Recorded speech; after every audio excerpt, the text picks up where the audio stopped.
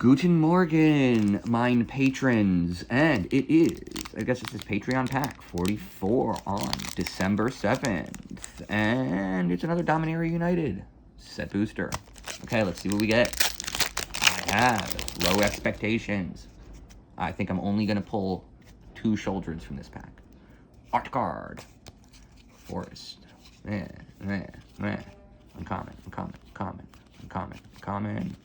Rare. Runevelt. Ah, I love this. Okay, so this isn't really a hit, but this is, I mean, this is sort of, my example. Like, what is Runevelt at in terms of value? Let me look this up real quick.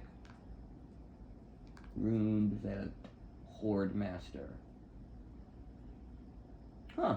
Yeah, it's only at $2, but it's just, this is such a useful card in, in my Goblin deck. Between, look, the idea of a 2-mana 1/1 for everything else, that in of itself is kind of fine. The idea that it's also 1 colorless means once I drop my War Chief, this becomes a 1-mana drop, to boost all of my Goblins. Now, this other one, the long ability, the idea of every time a Goblin that you control dies, you will exile the top card of your library, and if it's a Goblin, you can cast it until the end of next turn. It ends up having so much value. Like, that ability has so many synergies.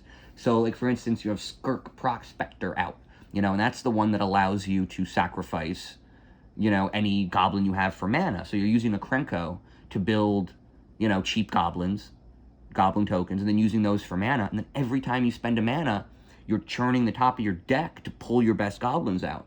And the idea is that since the deck is so simple, it's basically just lands and Goblins. So if you already have the mana base you need, then you're just getting the mana out of your next draw, which is another really good value.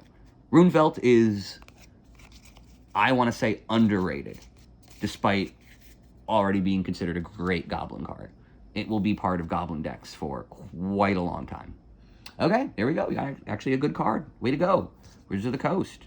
Out of the 43,000 cards you put out in the last year, I've managed to find 2 good ones. Okay, see ya.